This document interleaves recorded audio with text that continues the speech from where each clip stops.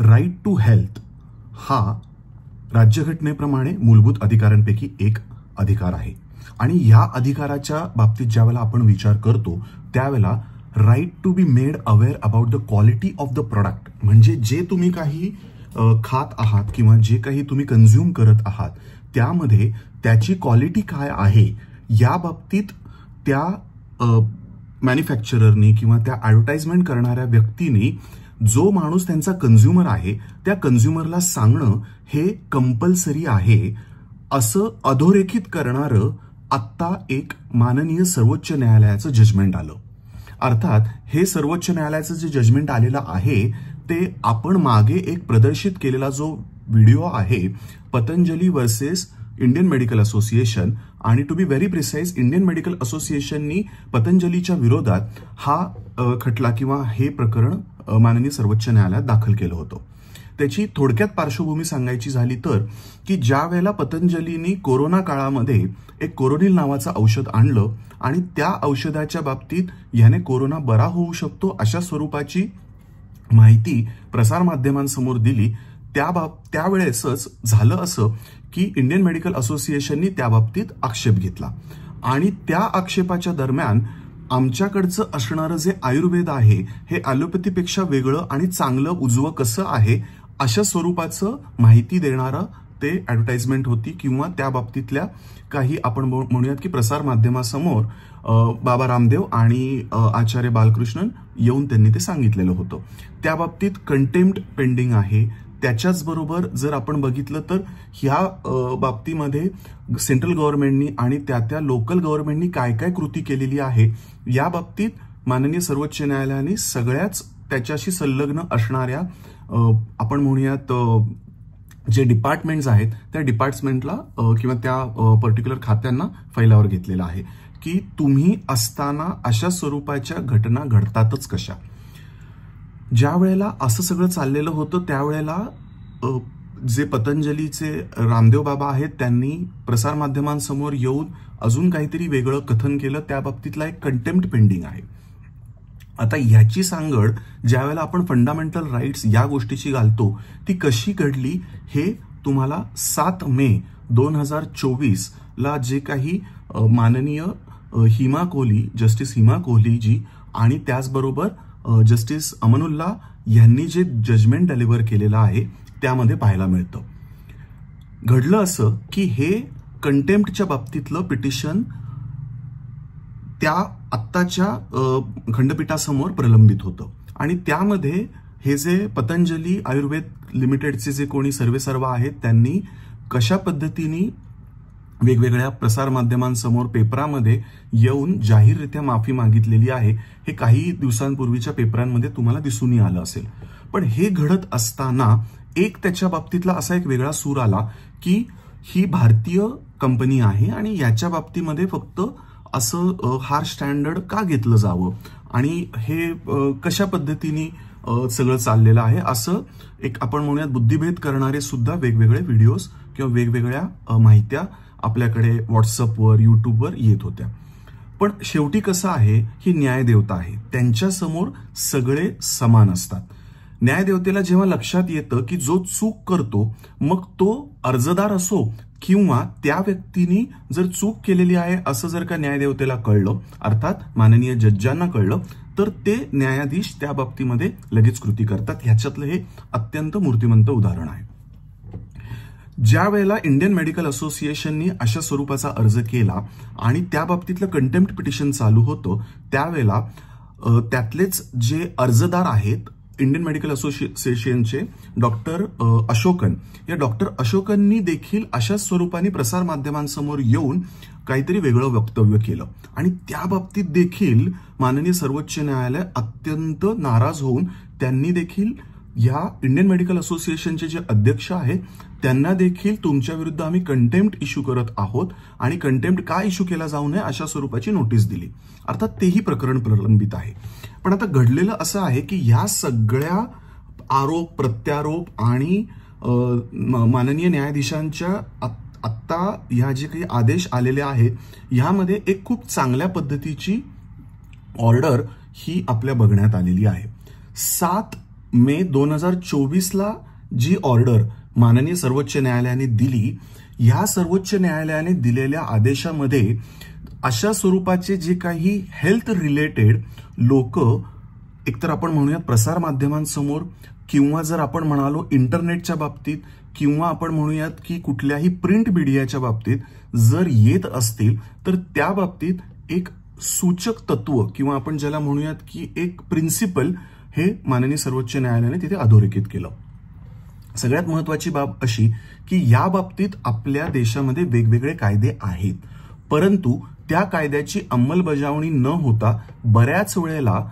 असं दिसून येतं की दिशाभूल करणाऱ्या वेगवेगळ्या जाहिराती ह्या प्रसारित केल्या जातात.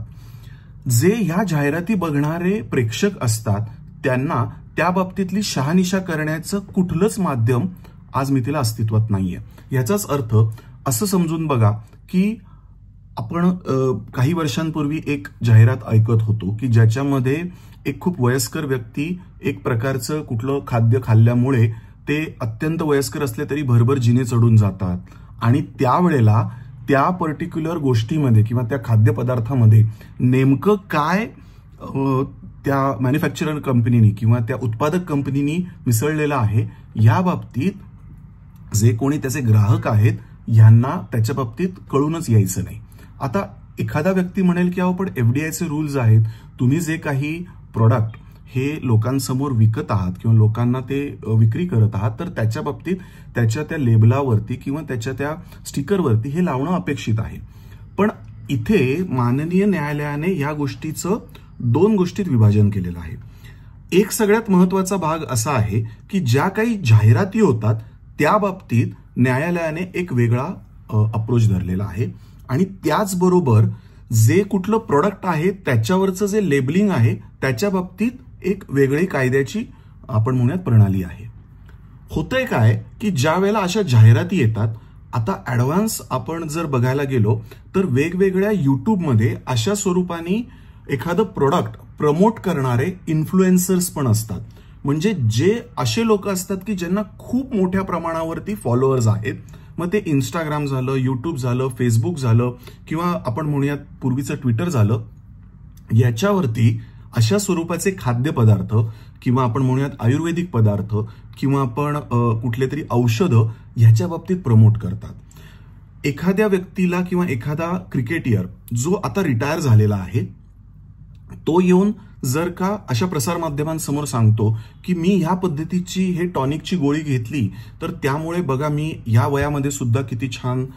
एखादा परफॉर्मन्स करू शकतो, क्रिकेट खेळू शकतो, किंवा आपण म्हणूयात की त्या बाबतीत कुठलाही खेळ खेळू शकतो, फुटबॉल खेळू शकतो, असे वेगवेगळे जे व्हिडिओज येतात त्या बाबतीत होतं काय की तो जो ठराविक वयाचा वर्ग असतो तो त्या बाबतीमध्ये दिशाभूल होऊन ते प्रोडक्ट घ्यायला धजावतो किंवा ते प्रोडक्ट घेण्याच्या दृष्टीने भरभर पुढे जातो. पण हे होताना त्या व्यक्तीच्या बाबतीत आपण जेव्हा म्हणतो की राईट टू हेल्थ, तर त्याला त्याची हेल्थ चांगली ठेवण्याचा अधिकार हा राज्यघटनेने दिलेला आहे, आणि हा अधिकार जर दिलेला आहे तर त्याचबरोबर त्या बाबतीत ते जे प्रोडक्ट तुम्हाला प्रमोट केलं जातंय किंवा तुम्हाला त्या बाबतीत ऍडव्हर्टाईज केलं जातंय किंवा त्याची जाहिरात करून तुम्हाला त्याचं ग्राहक बनवलं जातंय, त्याच्यामध्ये नेमकं काय आहे या बाबतीत कुठलंही मेकॅनिझम माननीय न्यायालयाला दिसलं नाही. तर माननीय न्यायालयाने या आदेशामध्ये एक खूप सुंदर बाब ऑब्झर्व केली आणि त्या बाबतीत त्यांनी डायरेक्टिव्ह इन्स्ट्रक्शन्स दिलेल्या आहेत, त्या खूप महत्वाच्या आहेत. हे जे आपण जजमेंट आहे हे जजमेंट बऱ्यापैकी डिटेल आहे आणि हे जजमेंट एका इंटरलोक्युटरी ऍप्लिकेशन जे मी मगाशी म्हणालो डॉक्टर अशोकन यांच्या बाबतीतल्या सुनावणीच्या दरम्यान हे जजमेंट किंवा हे ऑब्झर्वेशन्स देण्यात आलेले आहेत. पण हे रिपोर्टेबल जजमेंट आहे त्यामुळे याचं महत्व जास्त वाढतं. याच्यामध्ये माननीय सर्वोच्च न्यायालयाने काय केलेलं आहे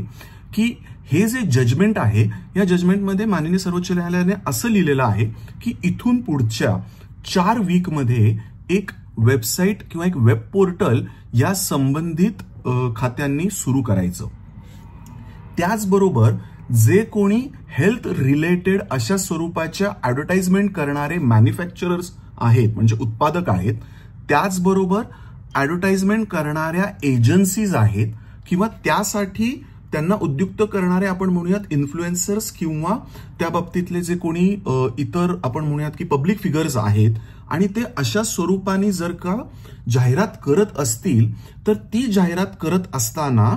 एक अंडरटेकिंग आणि एक डिक्लेरेशन अशा स्वरूपाचा एक मजकूर त्यांनी या पोर्टलवरती जाहीर करायचा. या पोर्टलमध्ये ज्या व्यक्तींनी अशा स्वरूपाचं प्रॉडक्ट प्रमोट करत आहेत ते प्रोडक्ट प्रमोट करताना त्याच्यामध्ये नेमकं काय आहे, त्याचे हेल्थ बेनिफिट्स काय आहेत, त्याचे हेल्थ हॅझार्ड्स काय आहेत, या बाबतीत त्याने सविस्तर माहिती द्यायची. आणि हे जर का भविष्यामध्ये नाही आढळलं तर त्या बाबतीमध्ये त्याने त्या पर्टिक्युलर सेक्शन त्या पर्टिक्युलर रूल 7चा उल्लंघन केलेला आहे अशा स्वरूपाने ज्या कुठल्या यंत्रणा आहेत, म्हणजे ऍडव्हर्टाइजमेंटच्या बाबतीत आपण जर म्हणायला गेलो तर असं कुठलं तरी मिरॅक्युलस औषध आहे आणि त्या मिरॅक्युलस औषधामुळे एखाद्याचा रोग बरा होतो, किंवा एखादं आपण असं म्हणूयात की हटके अशी कुठली तरी आम्हाला जडीबुटी सापडलेली आहे, त्या जडीबुटीमुळे एखाद्याचा डायबिटीसच बरा होतो, एखाद्याचं ब्लड प्रेशरच बरं होतं किंवा कॅन्सरच बरा होतो, अशा स्वरूपाच्या ज्या कुठल्या ऍडव्हर्टाइजमेंट्स येतात त्याला या पद्धतीच्या आदेशामुळे 100% चाप बसणार आहे. ॲडव्होकेट आनंद या चॅनलवरती आपण वेगवेगळे असे नवनवीन विषय घेऊन येतो जे तुम्हाला रोजच्या जीवनामध्ये ॲज अ सिटीझन किंवा ॲज अ नागरिक म्हणून तुम्हाला हे माहिती असणं अपेक्षित आहे.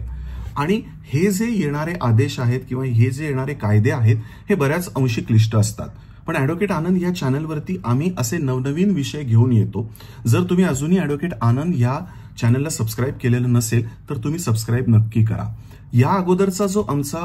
पतंजलीच्या संदर्भातला एक जुना व्हिडिओ आहे त्याची लिंक सुद्धा आम्ही याच्यामध्ये दिलेली आहे, ज्यामुळे तुम्हाला आजचा व्हिडिओ समजण्यासाठी अजून सोपं जाईल. तर वळूयात पुढच्या भागाकडे. तर यामध्ये घडलं असं की हे ज्या वेळेला प्रकरण चालू होतं आणि ज्या वेळेला माननीय सर्वोच्च न्यायालयाने ही ऑब्झर्वेशन्स केली की असं जरी कायदा असला तरी देखील या जाहिराती करताना त्याचं कुणीही पालन करत नाहीये, त्यावेळेला या न्यायमूर्तींनी या खंडपीठाने असं सांगितलं की हे आम्ही आता ऑब्झर्व करणार आहोत आणि या बाबतीत तुम्ही काय कृती केलेली आहे त्या बाबतीत जे रिस्पेक्टिव्ह राज्य आहेत त्या राज्यांनी ताबडतोब आम्हाला या बाबतीत काय तुम्ही कृती केलेली आहे याचं जे काही विश्लेषण आहे किंवा याच्या बाबतीतले ॲफिडेव्हिट्स आहेत ते पुढच्या आपण म्हणूयात की पुढच्या तारखांच्या सुनवाईच्या वेळेला तुम्ही आम्हाला जमा करा. हा जो विषय आहे हा विषयाच्या बाबतीत जर आपण बघितलं तर पतंजलीनी एक पद्धतीची जाहिरात करणं, त्या बाबतीत इंडियन मेडिकल असोसिएशन सारख्या एका मोठ्या संस्थेने ऍक्शन घेणं, ती ऍक्शन घडल्यानंतर परत पतंजलीनी प्रसारमाध्यमासमोर येऊन एक आपण ज्याला म्हणूयात की मीडिया ट्रायल चालवणं, त्या मीडिया ट्रायलच्या बाबतीत नाराज होऊन माननीय न्यायालयाने त्यांच्याविरुद्ध कंटेम्प्ट करणं, ते कंटेम्प्ट इश्यू केल्यावरती त्यांनी माफी मागताना किंवा त्यांनी माफी मागितल्या नंतर किंबहुना त्या इंडियन मेडिकल असोसिएशनच्या अध्यक्षांनी तत्सम किंवा तशीच चूक करणं आणि प्रसारमाध्यमांसमोर येऊन कशा पद्धतीने आमची अपेक्षा कोर्टाकडनं ए होती, बी होती, सी होती हे मांडणं, त्या बाबतीत न्यायालयाने परत त्याचा कॉग्निझन्स घेणं किंवा त्याची दखल घेणं आणि त्या बाबतीत सुद्धा समानतेचं सूत्र अवलंबत दोघांनाही कायदा समान, तुम्ही इंडियन मेडिकल असोसिएशनचे आहात म्हणून तुमच्या बाबतीत आम्ही वेगळा काहीतरी अप्रोच घेऊ किंवा तुम्ही डॉक्टर आहात म्हणून तुमच्या बाबतीत वेगळा अप्रोच, आणि हे योगगुरू आहेत किंवा अशा पद्धतीने कुठल्याही आपण म्हणूयात की व्यापारी आहेत किंवा त्या पद्धतीने आयुर्वेदिक गोष्टी ते विक्री करत आहेत म्हणून त्यांच्या बाबतीत वेगळा अप्रोच, असं न्यायालयाने अजिबात धरलेलं नाहीये. आणि ही खूप महत्वाची गोष्ट आहे, कारण या सगळ्यामध्ये समानतेचं तत्व न्यायालय किती काटेकोरपणाने फॉलो करतं किंवा पालन करतं हे बघण्यासारखं हे आत्ताचं प्रकरण आहे आणि म्हणून ते तुमच्या समोर आणणं आवश्यक होतं. याच्यामध्ये अजून एक महत्वाचा विषय आहे की आम्ही डिस्क्रिप्शन बॉक्समध्ये या रूल 7च्या बाबतीमध्ये खूप सविस्तर एक नोट दिलेली आहे, त्याच्यामध्ये कुठल्या कुठल्या गोष्टींच्या बाबतीत तुम्ही जाहिरात करू शकता आणि कुठल्या नाही. उदाहरणार्थ अल्कोहोलच्या संदर्भातली तुम्ही जाहिरात करू शकत नाही, पण यावेळेला जर का तुम्ही पाहिलं असेल तर काही अल्कोहोलच्या कंपन्या वेगवेगळ्या सोडा किंवा आपण म्हणूयात मिनरल वॉटर अशा स्वरूपाच्या जाहिराती करून त्याच पद्धतीचा इम्पॅक्ट आणण्याचा प्रयत्न हे त्यांच्या जे कोणी प्रेक्षक आहेत त्यांच्या बाबतीत करताना दिसतात. तसंच आपण जर बघितलं तर पान मसाल्याच्या जाहिराती आहेत, किंवा आपण म्हणूयात की जर एखादं आपण सिगरेटच्या संदर्भातल्या जाहिराती आहेत, किंवा एखाद्या अत्याचाराच्या बाबतीतल्या जाहिराती आहेत, एखाद्या वर्ण द्वेषाच्या बाबतीतल्या जाहिराती आहेत, डावरीच्या बाबतीतल्या जाहिराती आहेत. सो या सगळ्या गोष्टींच्या बाबतीत यावेळेला माननीय न्यायालय अत्यंत सक्त होताना, किंवा ज्याला आपण म्हणूयात की स्ट्रिक्टली ऍक्शन घेताना दिसत आहे, आणि म्हणून हे जजमेंट अत्यंत महत्वाचं ठरतं. हे जजमेंट कोणाकोणाला महत्वाचं आहे की जर का तुम्ही कुठल्याही पद्धतीच्या ऍडव्हर्टाइजमेंटच्या बिझनेसमध्ये असाल, जर तुम्ही इन्फ्लुएन्सर किंवा अशा पद्धतीने सोशल मीडियावरती कॉन्टेंट जर का प्रसारित करत असाल, जर का तुम्ही एखादी अशी मॅन्युफॅक्चरिंग कंपनी आहात की ज्याच्यामुळे तुम्ही जाहिराती तर करतच आहात, पण त्याच्यामुळे हेल्थवरती मोठ्या प्रमाणावरती परिणाम होतो किंवा हेल्थच्या बाबतीतली सुधारणा होते, मग ती औषधं असू शकतात, किंवा ती अशा पद्धतीचं टॉनिक्स असू शकतात, किंवा आपण म्हणूयात की बूस्ट करणारी किंवा ज्याचं शक्तिवर्धक अशा स्वरूपाची कुठलीही खाद्यपदार्थ असू शकतात, त्या बाबतीमध्ये अशा स्वरूपाच्या अंडरटेकिंगच्या बाबतीमध्ये सेंट्रल गव्हर्नमेंट आणि स्टेट गव्हर्नमेंट तसंच फूड रेग्युलेटरी डिपार्टमेंटकडनं वेगवेगळ्या आता गॅझेट्स येणार आहेत. अर्थात वेळोवेळी ते गॅझेट्स येतील, ते आम्ही आपल्या ॲडव्होकेट आनंद या चॅनलवरती तुमच्यासाठी आम्ही नक्कीच आणणार आहोत. पण जर तुम्ही या 3 गोष्टींशी संलग्न व्यक्ती असाल तर तुम्ही या बाबतीत नक्कीच खास काळजी घेतली पाहिजे की चुकीच्या ऍडव्हर्टाइजमेंट्स तुम्ही लोकांसमोर आणल्या नाही पाहिजे. आणि जर तुम्ही या गोष्टींचे ग्राहक असाल आणि तुम्हाला असं लक्षात आलं की आपली फसवणूक झालेली आहे, ह्या एका पद्धतीच्या ऍडव्हर्टाइजमेंटमुळे तुम्ही त्याला बळी पडून तुमचं काही नुकसान झालेलं आहे, तर त्या बाबतीत आता वेगवेगळे कायदे किंवा त्याच्या बाबतीतल्या डेव्हलपमेंट्स या येणार आहेत, आलेल्या आहेत. कन्झ्युमर ऍक्ट आहे, त्याचबरोबर अशा पद्धतीच्या ज्या ऍडव्हर्टाइजमेंट असतात त्याच्या बाबतीतलं प्रिव्हेन्शनचे ऍक्ट्स आहेत. मिरॅकलस जर का आपण औषधाच्या बाबतीमध्ये कुठली ऍडव्हर्टाइजमेंट करत असाल, त्या बाबतीतल्या पण प्रिव्हेन्शनच्या ऍड्स आहेत, किंवा त्याला रोखणाऱ्या जाहिराती रोखणारे कायदे आहेत. सो या सगळ्या गोष्टींचा विचार करताना जे मॅन्युफॅक्चरर्स आहेत किंवा जे विक्रेते आहेत, मग त्या विक्रेते आणि त्यांच्या संलग्न असणाऱ्या सगळ्या संस्था ह्या देखील या कचाट्यात येणार आहेत आणि त्या चांगल्यासाठी येणार आहेत. असं म्हणतात ना की ज्या वेळेला न्यायालय या बाबतींमध्ये मोठ्या प्रमाणात ऍक्टिव्हिजम ज्याला म्हणतो आपण, किंवा त्या बाबतीत खूप सक्षम पद्धतीने येतं, त्यावेळेला जे कायदे केलेले असतात ते कायदे सक्तरित्या कशा पद्धतीने इम्प्लिमेंट होतात किंवा त्याची अंमलबजावणी होते हे बघण्यासाठीचं हे उत्तम उदाहरण आहे. अर्थात ह्या आदेशाची लिंक आम्ही खाली दिलेली आहे. हा आजचा जर व्हिडिओ तुम्हाला आवडला असेल तर या व्हिडिओला लाईक नक्की करा आणि ॲडव्होकेट आनंद या चॅनलला सबस्क्राईब नक्की करा. या बाबतीत जो काही पुढचा विषय येणार आहे किंवा त्या बाबतीतलं जे काही फायनल जजमेंट किंवा वर्डिक्ट येईल ते नक्कीच आम्ही अशाच पद्धतीने अनफोल्ड करून किंवा त्याचं विश्लेषण घेऊन तुमच्यासाठी आम्ही लवकरच येऊ. तोपर्यंत काळजी घ्या, आमच्याशी जोडलेले राहा.